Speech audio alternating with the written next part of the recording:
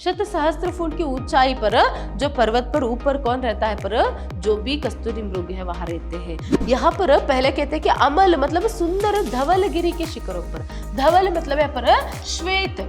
अनल मतलब आग है, अनिल मतलब यहाँ पर अनिल बह रहा कहते हैं, मतलब हवा जो है मंद मंद से मतलब बहुत ही धीमे से जो है हवा बह रही थी।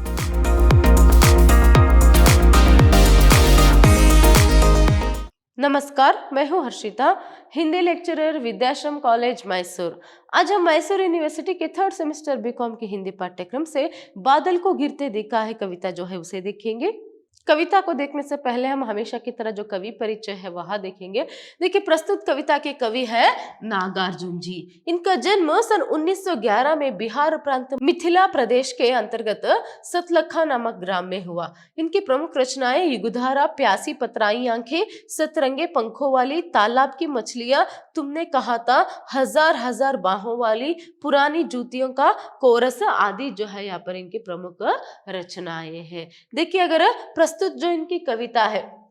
जो आपके पाठ्यक्रम में दी गई, अगर उसके बारे में जानना है तो इस कविता में कैलाश पर्वत पर गिरते मेघ सौंदर्य का वर्णन है। प्रथम छंद में निर्मल चांदी के समान श्वेत और बर्फीली चोटियों पर फिरते बादलों का दृश्य है। कवि कहता है कि उसने मानस सरोवर में खिलने वाले स्वर्ण जैसे कमलों के फूलों पर मोती के समान चमकीले शीतल बूंदों को गिरते देखा है। पूरी कविता प्राकृतिक सुषमा से अंकित है, मतलब इसमें सिर्फ प्रकृति की सुंदरता का वर्णन है। तो जैसे हम शीर्षक में ही देख सकते हैं, क्या है, बादल को गिरते देखा है। गिरना मतलब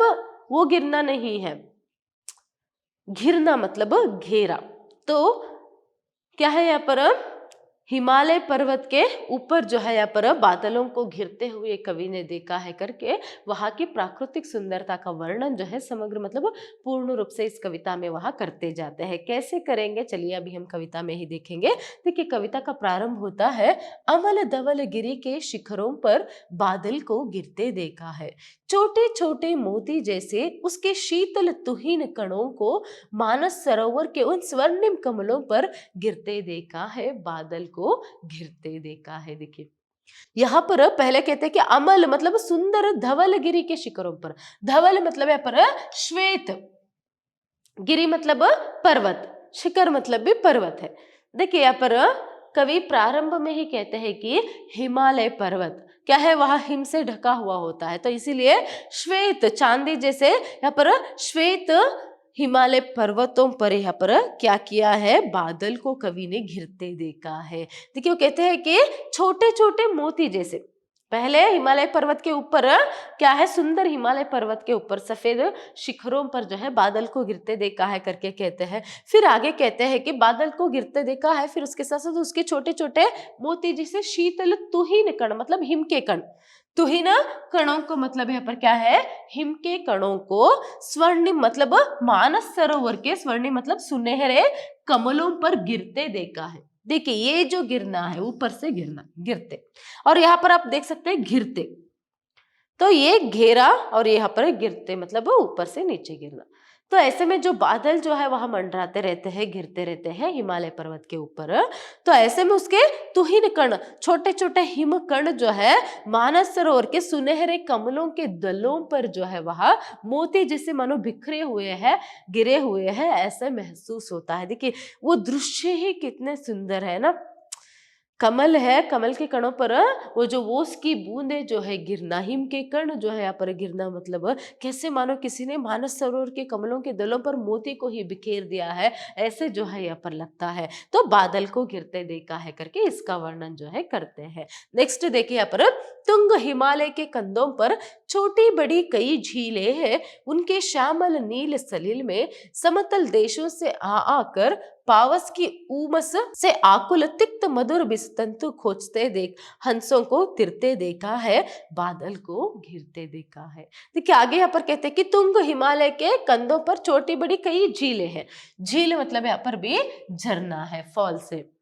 तो यहाँ पर तुंग हिमालय बहुत ही क्या है, बड़े बड़े हिमालय पर्वत जो रहते हैं, बहुत ही लंबे जो पर्वत रहते हैं, उसके ऊपर से क्या है, बहुत ही छोटे बड़े जो यहाँ पर झील जो है वहां गिरते रहते हैं। तो आकर वह क्या है, उसके श्यामल नील सलील में नील मतलब यहाँ पर नीले रंग के, श्यामल काले और नीले, सलील मतलब यहाँ पर क्या है, पानी में समतल देशों से आकर, देखिए यहाँ पर सलील का अर्थ है पानी,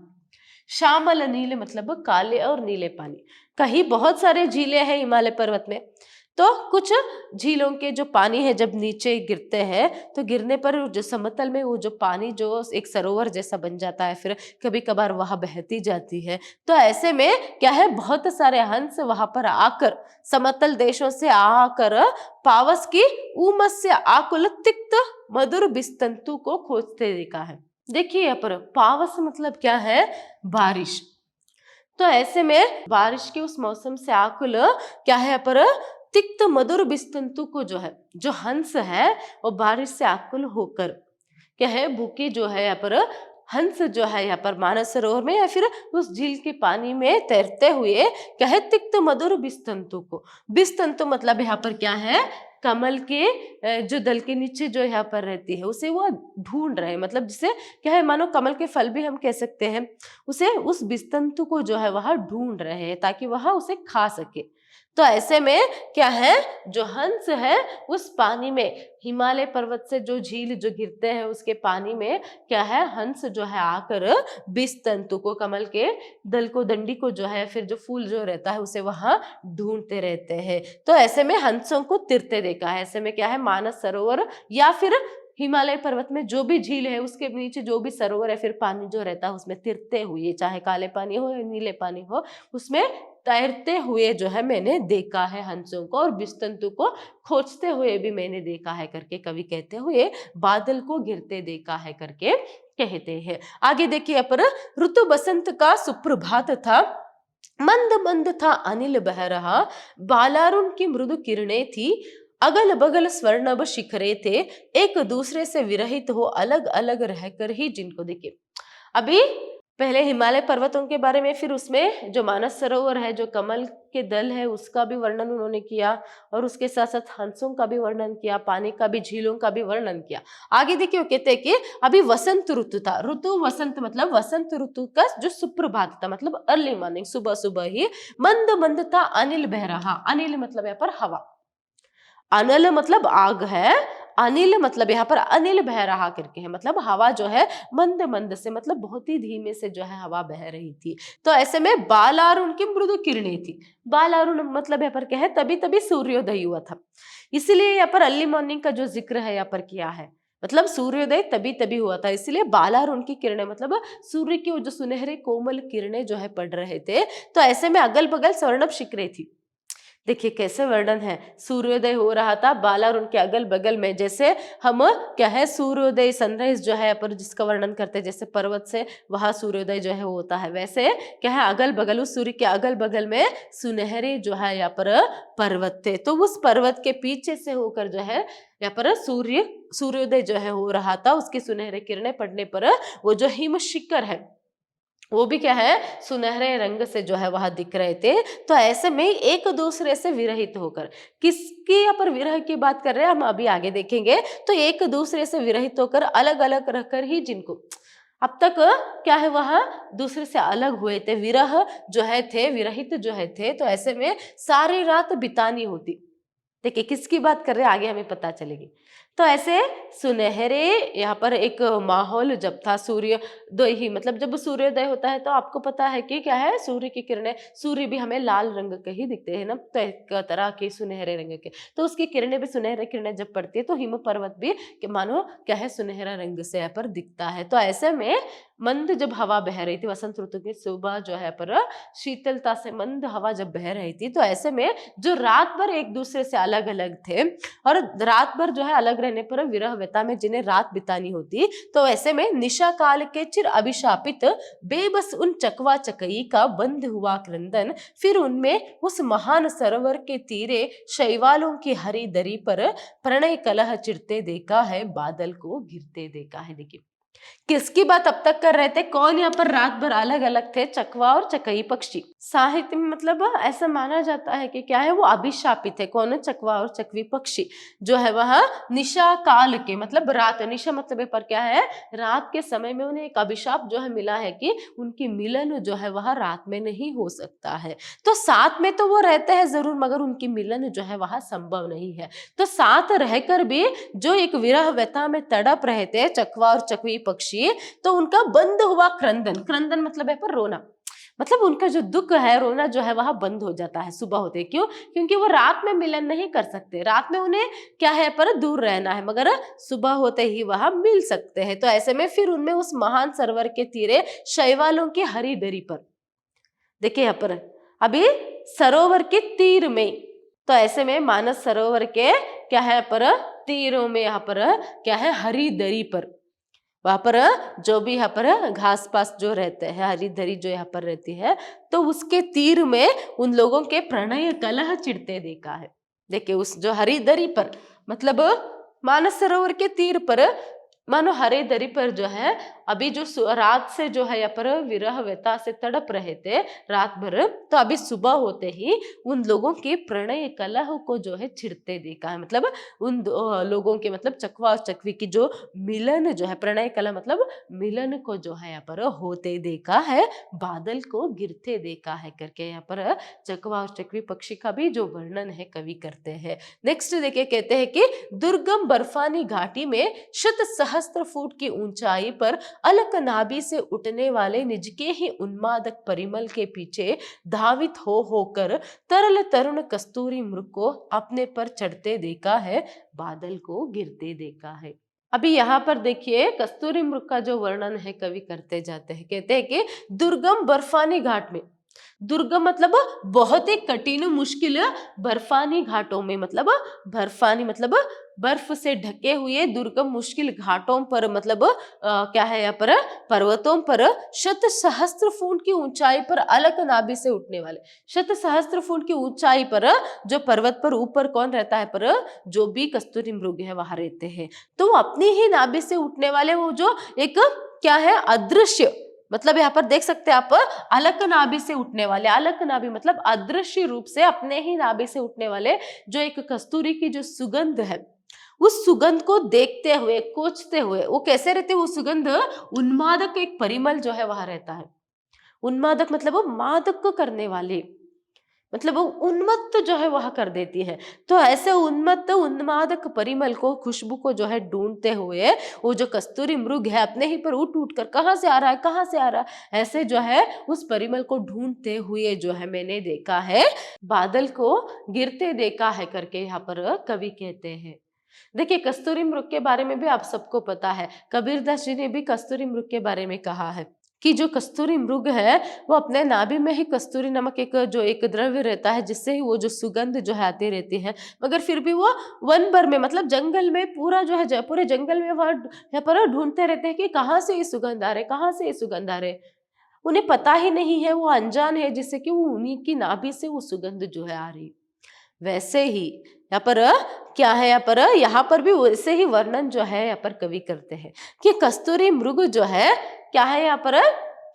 वो जो खुशबू जो है उन्मत्त करने वाली जो एक खुशबू है वो कहाँ से आ रहे करके, वो भी जो है पर उस दुर्गम बर्फानी घाटों में भी अपने ऊपर ही चढ़ते हुए, एक दूसरे के ऊपर ही चढ़ते हुए यहाँ पर भागते हुए जो कस्तूरी मृग है वहां मैंने देखा है, बादल को गिरते देखा है करके कहते हैं। देखिए कस्तूरी मृग जो है यहाँ पर वो देखने के लिए कुछ इस तरह रहते हैं। तो ऐसे में नेक्स्ट देखिए, कहाँ गया धनपति कुबेर वहां, कहाँ गई उसकी वह अलका, नहीं ठिकाना कालिदास के व्योम प्रवाही गंगा जल का, ढूंढा बहुत परंतु लगा क्या, मेघदूत का पता कहीं पर, कौन बताए वह छाया मई। देखिए पर आगे कहते कि कहाँ गया धनपति कुबेर वहां। अब ऐसे कहा जाता है कि क्या है, कुबेर की जो एक अलका नगरी है, कुबेर जो है वह हिमालय पर्वत में रहते हैं, उसकी जो एक अलका मतलब है यहाँ पर अलका नगरी है।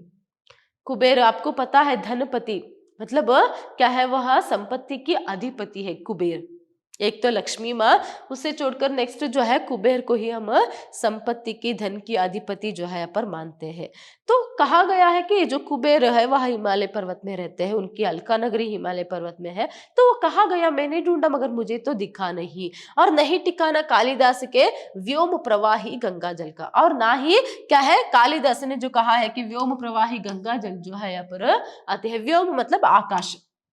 व्योम मतलब यहाँ पर क्या है आकाश। तो आकाश से गंगा ऊपर ऊपर से जो है नीचे उतरती है, उसको भी मैंने नहीं देखा। गंगा नदी बहती है वो अलग बात है, मगर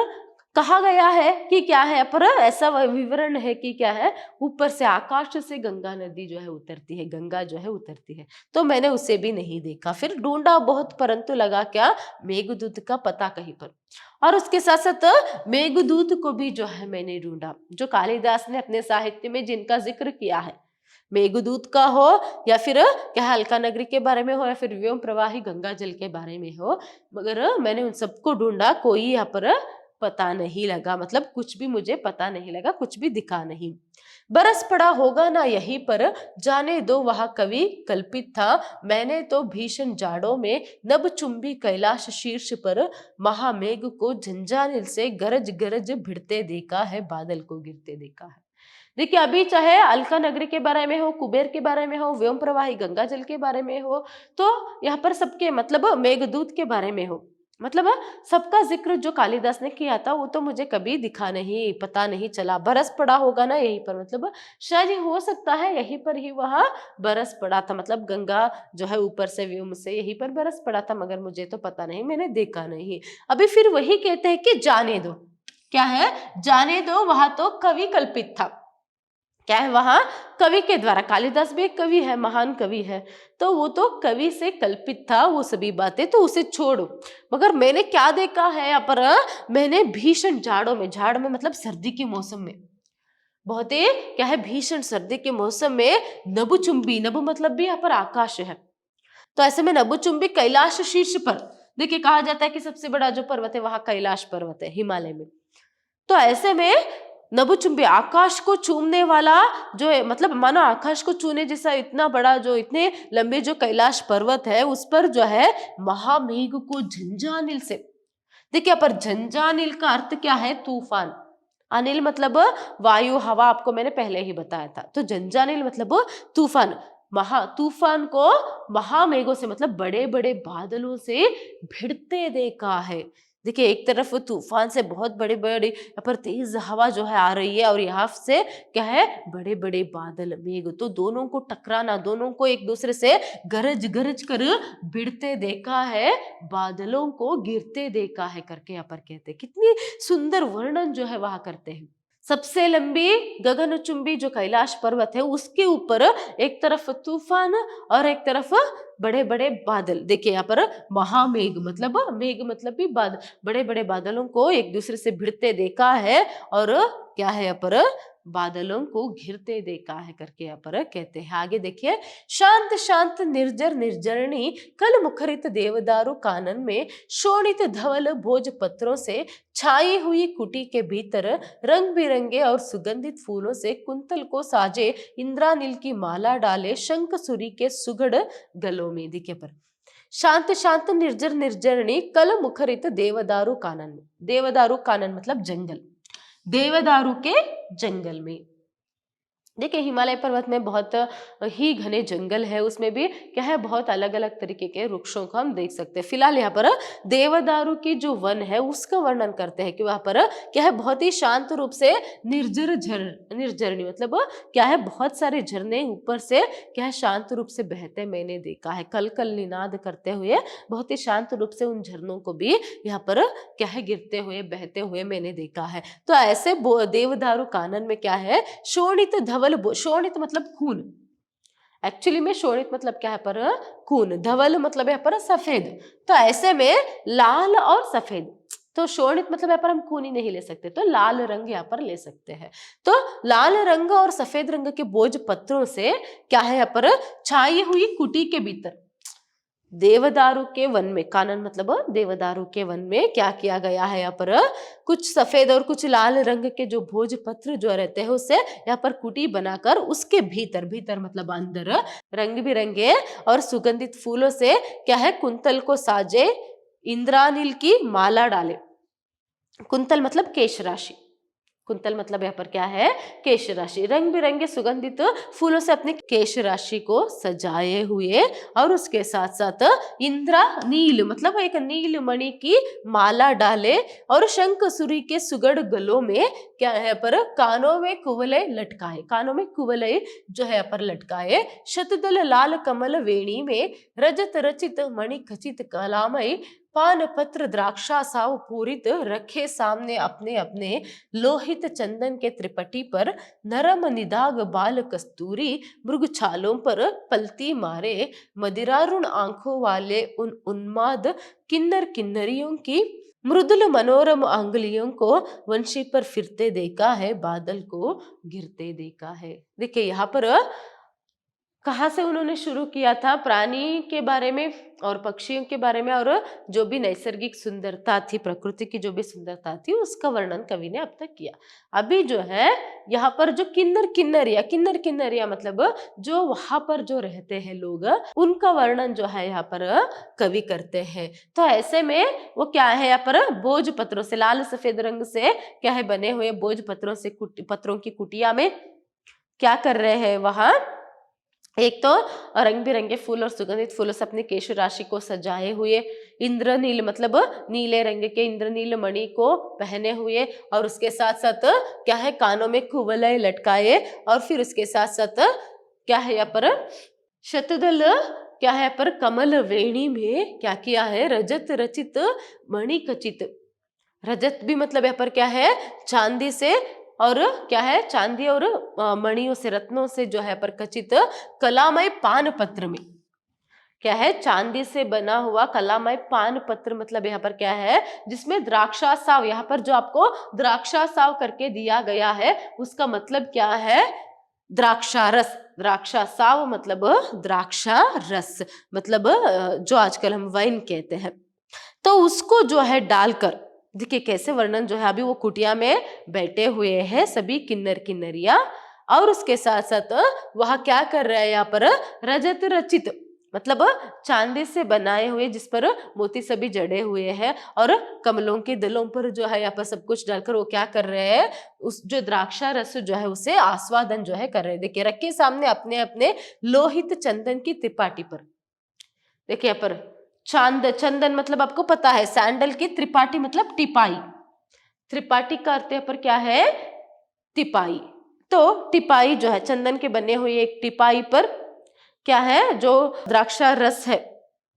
जो वाइन है उसे रखकर अपने अपने सामने नरम निदाग बाल कस्तूरी मृगछालों पर पलती मारे। देखिए यहाँ पर बाल कस्तूरी मृगछाल, मृगछाल मतलब मृग की स्किन, बाल कस्तूरी मतलब छोटे छोटे क्या है पर जो मृग जो रहते हैं कस्तूरी मृग जो रहते हैं उसके स्किन को ही क्या है वो आसन की तरह वहां डालकर जो है उसके ऊपर पलती मारा, उसके ऊपर बैठे हुए क्या है मदिरारुण आंखों वाले उन उन्माद किन्नर किन्नरियों की। देखिए वो क्या कर रहे हैं यहाँ पर अभी क्या है यहाँ पर अपने कुटिया में बैठे हुए हैं और मृगछाल पर वहां बैठे हुए हैं। फिर उसके साथ सामने एक ऐसी टिपाई है जिस पर क्या है द्राक्षा रस जो है पर चांदी से बने हुए रत्न जटित जो एक द्राक्षा रस के जो पान पत्र है उसमें द्राक्षा रस डाले हुए वहां द्राक्षा रस को मतलब वाइन को जो है वहां पी रहे हैं। फिर वो कैसे वो तैयार थे उसका भी वर्णन जो है उन्होंने किया। फिर उसके साथ साथ मृदुल मनोरम अंगुलियों को वंशी पर फिरते देखा है, बादल को गिरते देखा है। तो ऐसे में क्या है वो सभी एक साथ बैठे हुए हैं, किन्नर किन्नरिया सभी एक साथ बैठे हुए हैं, द्राक्षा रस का आस्वादन कर रहे हैं। उनके सामने चंदन की टिपाई है, सैंडल की जो एक टिपाई है वहां है। तो ऐसे में सभी जो है पर पी रहे हैं। तो और कोई जो है कुछ लोग यहाँ पर क्या कर रहे हैं वंशी पर कोमल क्या है सुंदरता से बहुत ही कोमलता से वंशी पर उनके हाथ जो है वहां फेर रहे हैं। वंशी पर हाथ फेरना मतलब वंशी बजाना, वीणा। तो वो जो बांसुरी जो कुछ बजा रहे मतलब क्या है धीमे से यहाँ पर संगीत भी जो है चल रहा है और सभी लोग इकट्ठा बैठे भी हुए हैं। तो ऐसे एक दृश्य भी मैंने देखा है। देखिए और भी आसानी से कह सकते हैं कि वहां पर जो ट्राइब्स किस तरह रहते हैं वनों में। तो यहाँ पर देवदारू के कानन में करके दिया गया है। देवदारू के जंगल में वहां पर जो किन्नर किन्नरिया जो रहते हैं, तो उनका वर्णन यहाँ पर कवि ने किया है। देखिए सिंपल इतना सा ही याद रखिएगा, देवदारू के वन में जो है यहाँ पर भोजपत्र के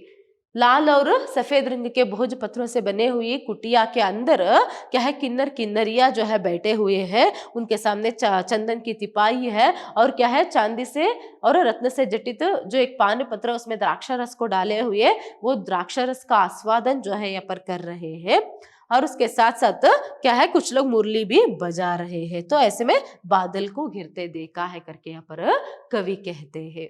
इस तरह देखिए कवि नागार्जुन जी बहुत ही सुंदरता से जो है पर